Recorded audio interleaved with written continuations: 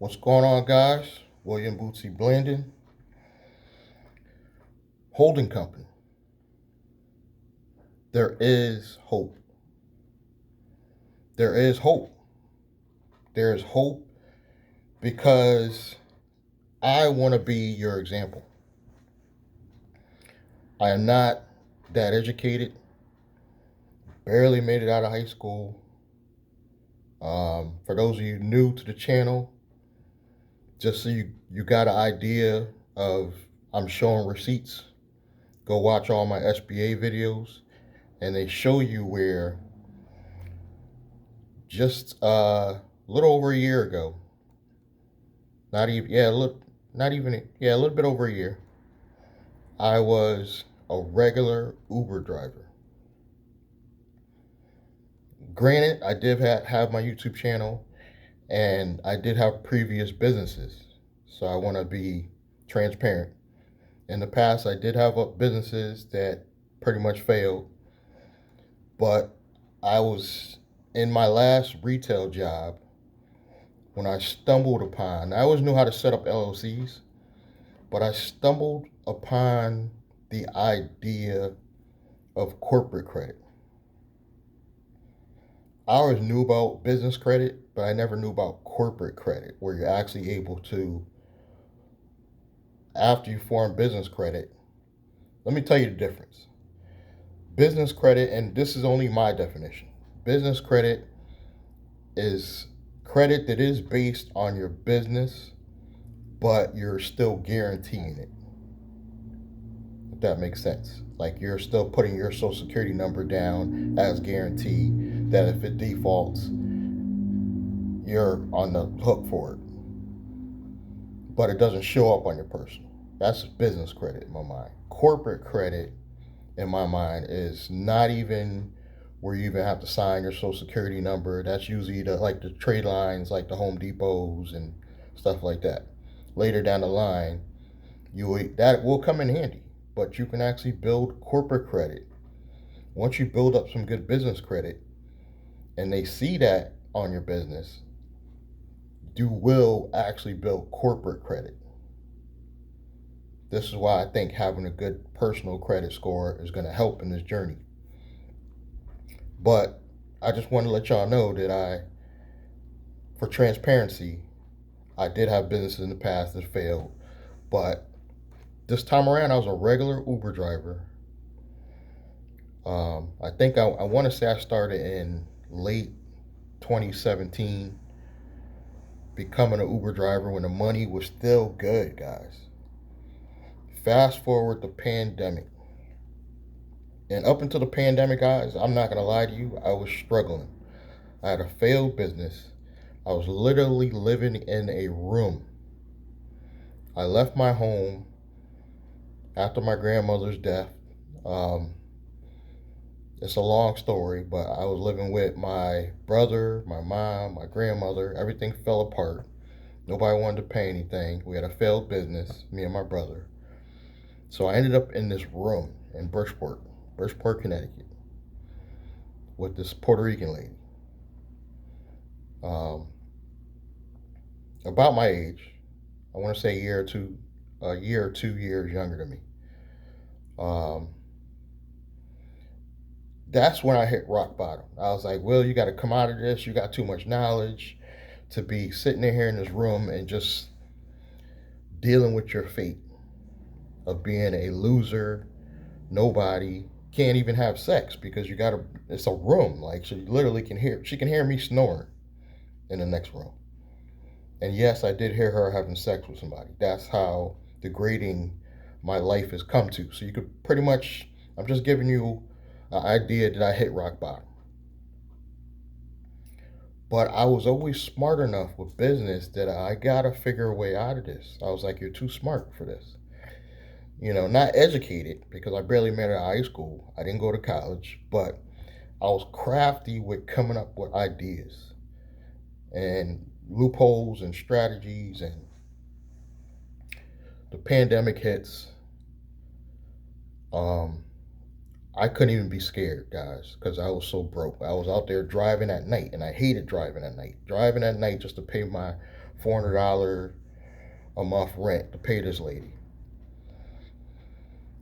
And I can't, I don't want to say it was definitely just Meet Kevin on YouTube, but it was several YouTubers talking about this SBA funding that was coming, this EIDL loan.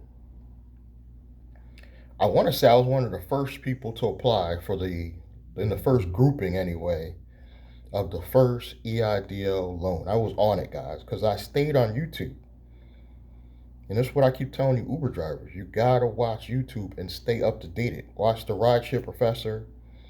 YouTube is very informative with business stuff.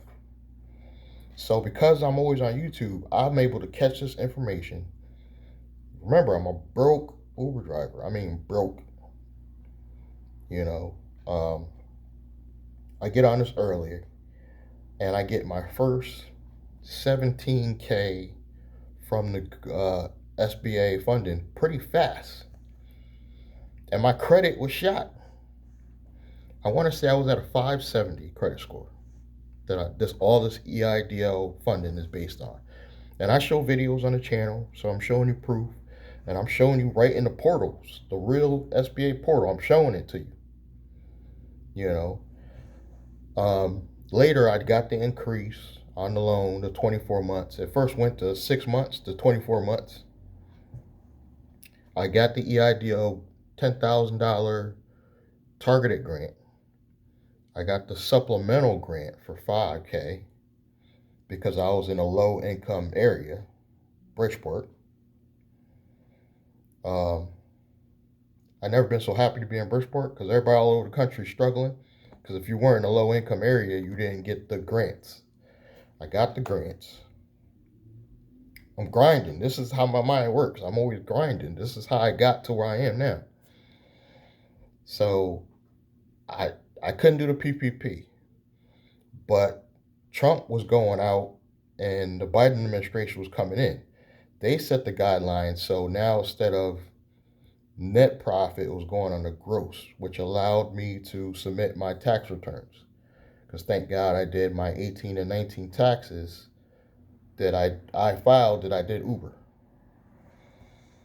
So all this government funding, fast forward to now, I've gotten probably close to about 90K liquid cash from the SBA and the PPP loans and grants.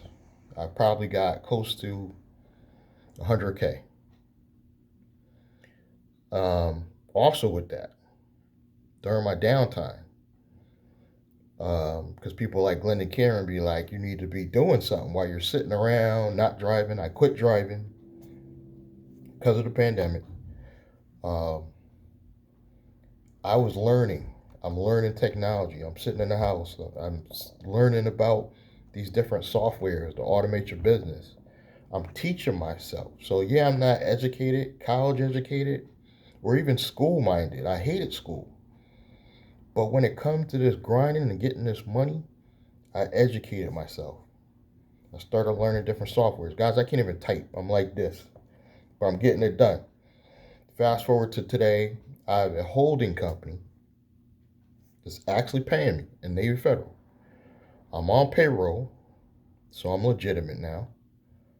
You know, I have a holding company course. You know, I've got some side things going like World Crypto Life. The links for that if you want to check that out. So I've got some stuff going now. I'm at about, I want to say 3K a month I'm putting into my holding company, which is in turn just paying me back. And it's a cycle because I'm using SBA funding to do all this stuff and maintain my lifestyle and also build a company because I'll be working on more courses, more stuff, opportunities.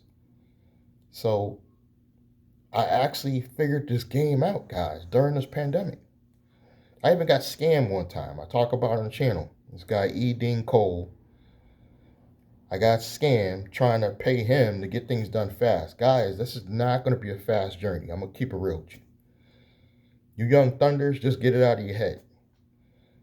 It may take you a year just to get this stuff all set up. As far as getting your corporation going.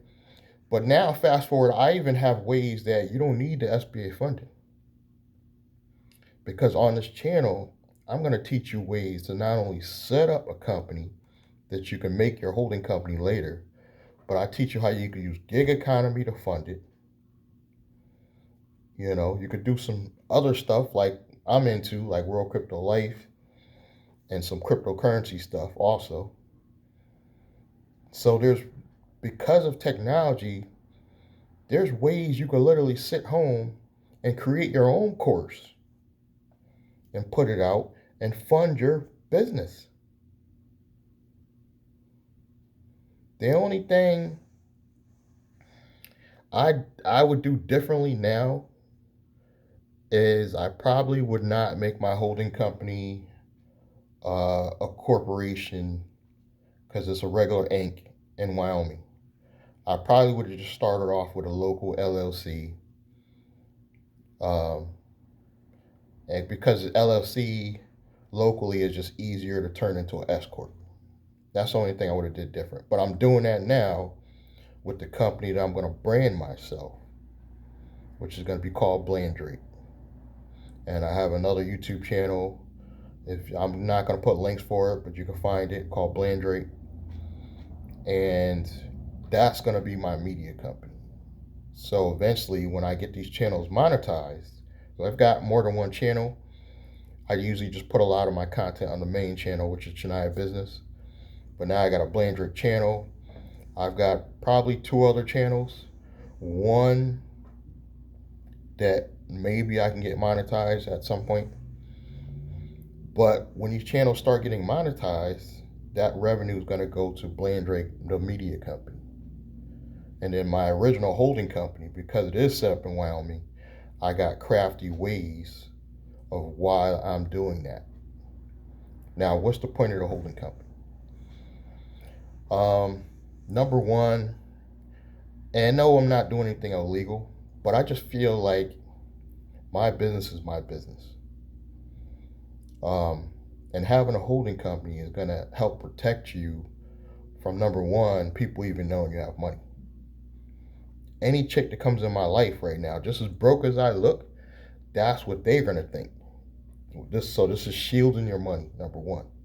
Because I'm just getting a regular paycheck from my own business, like a regular employee. She doesn't even have to know. You know what I'm saying? So anonymity. Because this company is going to manage future LLCs that are going to own other businesses. But I want to keep my Blandrake branding out of the loop. It's going to be a whole nother company that eventually will be another holding company. And I'm probably going to convert that to an S corp at some point in time. But the main reason for me is anonymity. Not that I'm doing anything illegal, but I just don't want people in my business. I don't want people to know that I have anything. So if somebody slips and falls in something I own, you're not going to be able to even know it's me. So yeah, you might sue that direct company, but there'll be insurances in place. I'm going to have pretty much every layer of protection, because I do plan on owning some stuff in the future. And if you don't plan on owning anything major in the future, you don't need to do all this. I'll keep it real with you. You could just set up a regular LLC, conduct a regular e-commerce business, and live a comfortable life. You really could. You could literally set up a good e-commerce business, make 50 to 100,000 a year, live a nice comfortable life, get a nice little condo, nice little tight BMW, you know what I mean, and live a comfortable life. But I'm also going to teach that too. But for you guys, it's like me, that you want to think bigger. There's going to be opportunity to not only let's talk about it, but let's be about it. Meaning you guys could get in on a one-on-one partnership with me if you got some money to bring to the table. Money or credit, that's all I'm asking for. But we could talk about that. If you already got my number, you already know what it is. I don't even have to explain it to you.